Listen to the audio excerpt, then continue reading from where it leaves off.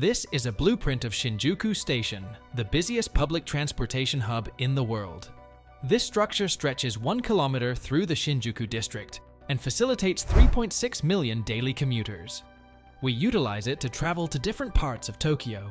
On its 5 main levels, you'll find one of 3 major means of traveling for those on the go. Shinjuku boasts 3 subway lines that connect to sister districts like Shibuya, Minato, and Toyota, all within minutes. Those using trains have their pick of 5 different railway companies that arrive and depart simultaneously, located throughout the station's 20 different platforms. If you're looking to travel long distances though, Shinjuku's impressive bus terminal hosts 1,600 long-distance travel lines that connect commuters to Tokyo and Greater Japan. It's a shining beacon of Tokyo's envious and ambitious infrastructure design. What's even crazier is the fact that this same formula is repeated throughout the megacity in different districts, all interconnected in an urban design that's unmatched and, quite frankly, a masterpiece. Tokyo is not just a city, it's a nation within a city. The population measures 37 million people, making it the biggest megacity in the world. And when you consider the tourists and visitors from other parts of Japan, the numbers are even higher. Tokyo has 50 million more people than any other urban setting globally. Despite the high population and never-ending movement, it has often been known as one of the safest cities in terms of infrastructure. City planners have not only found a way to ensure that the 3.9 billion yearly users who depend on the subway system get to where they need to go, but also that they and others have alternative means of traveling through Tokyo on any given day. If you're walking, for example, each Tokyo district has what you need right around the corner. If not for a grocery store, there are tons of vending machines waiting for you. Even those on bikes, which make up 14% of full transportation in the city, have found a way to deal with the admittedly imperfect biking infrastructure. But while walking is convenient and an entirely viable option, 57% of travel in Tokyo is done through public transit, which can be compared to New York City's 58%, but that's where the comparisons end. Take a look at this 3D rendering of the Times Square 42nd Street subway station. It's no Shinjuku, but it's part of a public transport system that is quite shockingly bigger than Tokyo's.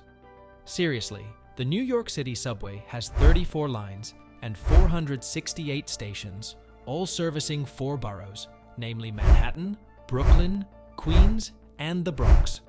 But bigger doesn't always mean better, and that's definitely the case here because despite its size, it comes second to Tokyo's annual passenger frequency. This is possible because Tokyo's system, while much smaller, is way more efficient. It's the result of a necessity that grew over time as people flocked to the big city and space decreased. The flexibility and constant work on each transport system, along with the insane $200 billion annual budget for Japanese public construction, from 2013 to 2023, which is 40% of their entire GDP by the way, make Tokyo a brilliantly built city. But it didn't get there overnight. After the end of World War II, Japan, like many other countries, had to rebuild its nation. However, Japan didn't have access to oil reserves and expensive car transport systems, which led to the auto boom in countries like the United States. So, the Japanese government, in collaboration with private companies, invested in railway lines instead, attempting to connect Tokyo's more suburban areas with the city center. Combine this with the historically lower income of Japanese households, and the demand for solid public transit grew, leaving the car as a means of transport in the dust. Hence, it's no wonder the average car ownership per household in Tokyo is 0.56, shockingly low for a developed urban area. In comparison, a city like Chicago has a car ownership rate of 1.12 per household. Betting on public transport was a risky move that paid off for Tokyo, as it's one of the few examples of a system that is practical and profitable. I know you're probably thinking the same thing as me. Public transport and profit are words that don't ever appear in the same sentence. But, in the case of Tokyo, they do. And to achieve this, Tokyo's city plan is collaborating with private builders, and the government made the idea of using cars and taxis to get around the city as unattractive as they possibly could. Just look at Tokyo's traffic. It's a nightmare that can pretty much only be compared to the long hours spent navigating LA's infamous road congestion. Although Tokyo is worse for a very simple reason, take a look at the Shuto Expressway of Greater Tokyo. The winding and overlapping roads may make the US interstate highways seem simple. If you travel greater distances, though, it requires expressway passes that could cost you as much as 14,000 yen or $120 for specific areas over a 1 to 2 week period. It might sound ridiculous, but it helps public support for transit systems, making it so there is no competition when comparing cars with the subway, bus, or train. And that's a good thing because public transit in Tokyo is objectively the superior option to a car-centric city. Even if one did want to make a swing at using a car to get around, they better have a lot of free time, because a train or subway will get you to your destination much faster than a car will.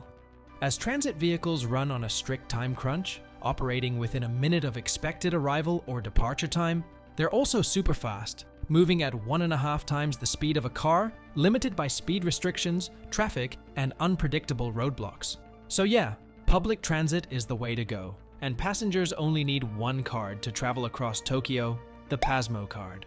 While it might sound like it should go without saying, before the 2000s, people would have to line up in huge crowds to buy tickets from different train and subway companies, and the Pasmo card collaboration has solved this issue. It has also led to a shared railway system that has only unified Tokyo's great infrastructure further. Now you might be thinking that Tokyo subway and rail systems are simply too technologically advanced to be compared to cities like New York. But what Japan is doing is pretty basic. It's not alien technology, it's just common sense. I mean, look at this train from a terminal in Minato, Tokyo, coupled with this one in Chicago. Or what about this subway in Shinjuku, paired against this one in New York? They look alike. The difference lies in what they are connected to, as well as the maintenance that these systems go through daily. You see, most of Tokyo's stations are empty through the night, even the one in Shinjuku, which makes it the perfect time to do the mandatory nightly inspection. Yep, you have me right. The subway tunnels and tracks are checked every night. Minor damages are fixed, while major ones are reported, and alternative routes are chosen. But Tokyo goes even further than this by doing a thorough dismantling and inspection of all their train cars every 4 years. The cars are stripped down by hand, and all parts are tested for malfunction before they're cleaned and put back together. It's a highly coordinated effort that ensures accidents along these stations, tunnels, and railways are kept to a minimum, and unforeseen damages that cause downtime are virtually non-existent. Oh, and let me just quickly mention the Shinkansen, Tokyo's bullet train that has a maximum operating speed of 320 kilometers per hour, making trips out of Tokyo a breeze. A commuter could board 18 cars in Tokyo and arrive at the Shin-Aomori station in northern Japan in just 3 hours and 20 minutes. The same can't be said for Amtrak's Acela train, which is currently the fastest train in the United States and does the same distance of 713 kilometers from Boston to Washington in 7 hours. So, all in all, Tokyo is really well designed and connected in an efficient way. And while it can look chaotic sometimes from an outside perspective, like when you watch videos of the crosswalks, it's really the exact opposite. Everything is well thought out, down to the smallest of details, and everything seems so coordinated. But that's it for this video. Thank you for watching. I'll see you in the next one.